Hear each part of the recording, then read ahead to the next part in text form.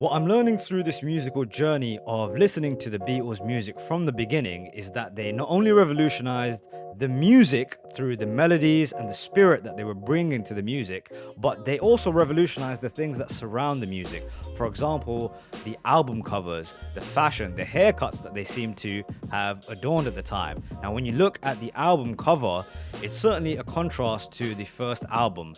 They seem to be more mature, edgier, maybe a little bit darker in terms of their look that they're presenting. Now, this track is a song from the album and it's actually written primarily by John Lennon. It was assisted by Paul McCartney, who helped with some lyrics and a little bit of the arrangement. But I think it'd be a very good example to contrast with the next song that I'll be covering and trying to understand the difference between John Lennon and Paul McCartney. So let's give this a whirl. Here we go. This is It Won't Be Long by the Beatles. It won't be long, yeah, yeah, yeah, yeah. It won't be long, yeah, yeah, yeah. It won't be long, yeah, till I belong to you. Every night when everybody has fun, here am I sitting all on my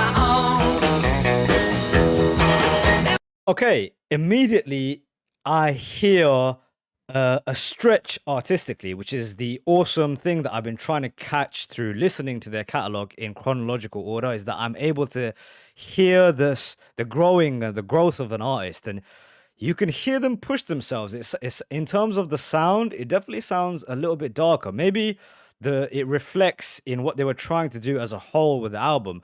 Maybe be taken more seriously, be more mature. Maybe that it was the audiences were very young and they felt as if, people weren't paying attention to the fact they were fantastic artists, songwriters, because it sounds darker. There's a darker element definitely to the sound of this to what I'm usually hearing. Let's back it up a bit. I think it's also a great example of what they did with usually with Lennon in the front vocal and then the harmonies from Paul and George in the back. Sitting all on my own. It won't be long, yeah, yeah, yeah. It won't be long, yeah, yeah, yeah. It won't be long, yeah, till I belong Right? to you. That melody sounds a little darker. Since you left me, I'm so alone. Now you're coming on home. I'll be good like I know I should. You're coming home, you're coming home. Every night the tears come down from my eyes. Every day I've done nothing but cry. I don't know whether or not I reverse engineered this, but I look back at certain lyrics by John and I go, wow, there seems to be darkness in him that maybe wasn't picked up at first. Take a line like this. I don't know if Paul can write this at this time. Maybe you guys can correct me, but this sounds like a dark line to me. Every night the tears come down from my eyes. Every day I've done nothing but cry. Is a person who is absolutely in love with life and cheery and happy, can they write a lyric like that? I'm not too sure. But again, to speak on the sound, the even the lyrical matter, I think, has just gotten a little bit more mature, you can say. Won't be long, yeah, yeah, yeah. It won't be long, yeah, yeah, yeah. It won't be long, yeah, till I belong to you. Since you left me, I'm so alone. Now you're coming on home. I'll be good like I know I should. You're coming home, you're coming home. Love this part. Every day we'll be happy, I know. Now I know that you won't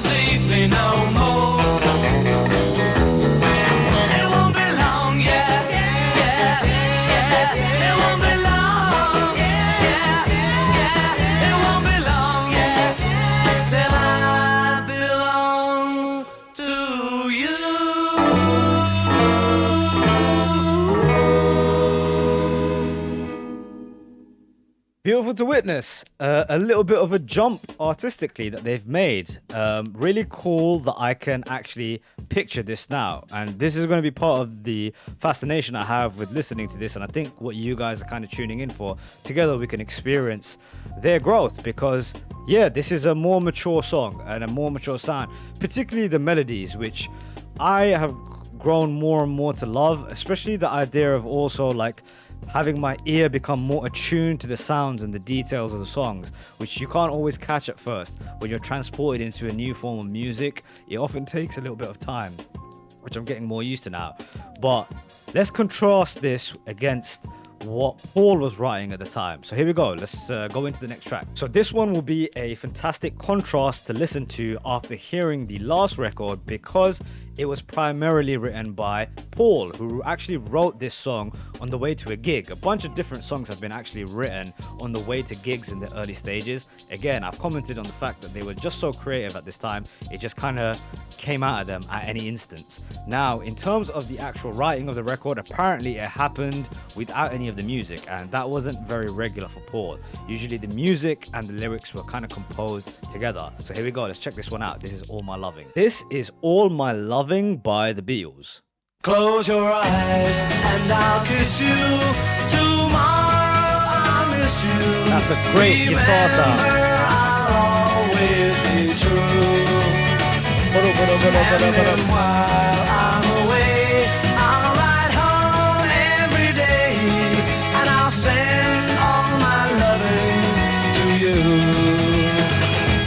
I'll pretend that I'm kissing the lips I am missing, and hope that my dreams will come true. And then while I'm away, I'll ride home every day, and I'll send all my loving to you. Interesting. Maybe it's just me, but it certainly sounds like this song is almost a precursor to the sounds of the Beach Boys, Pet Sounds, for example, or it's, the Pet Sounds, the album. Good Vibrations is a track that I heard that has elements of this to it, that hopefulness to the sound, that surfer style that was, I think the Beach Boys were trying to tap into. Was it that they were influenced by songs like this? I'm not too sure. All my loving I will send to you. Really like this part. All my loving, darling. Right? It sounds like a Beach Boys harmony.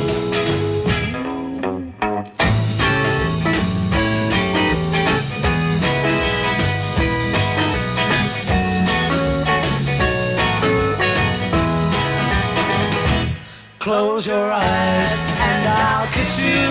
Tomorrow I'll miss you. Remember, I'll always be true. That lead guitar, that rolling guitar, I'm sure it's George Harrison, is absolutely fantastic. I think it's the standout part of this track. Now, in terms of trying to understand this song being written by Paul, this sounds a lot more like the other tracks that I was hearing, which brings me to the point of I've always said is that Paul and John were almost like the yin and yang sign. I've said that a couple of times, where one was a little bit darker, one was a little bit lighter with a touch of darkness to it. And I think this is a great example. I can hear the contrast. This is written by Paul, right? It totally sounds different to John's perspective. And then while I'm away, I'll ride home every day, and I'll send all my loving to you. All my loving I will send to you. Really like this part. All my loving, darling, I'll be true. All my loving, all my loving, ooh, all my loving, I will send to you. Absolutely a more sophisticated sound being presented by these two songs. So it's a jump. It's a clear jump to me. That the band is also trying to stretch themselves in a new direction artistically, and I love the fact that they were going at this thing with almost like a concept, a darker look, a more sophisticated, mature look, represented through the sound too. Love the aspect of it. But we were trying to compare, well, I was trying to compare the differences between the songwriting of the two of them, and I feel like their styles are ever present here, with John's song being almost heartbreaking how much he requires and needs the love and affection of this girl.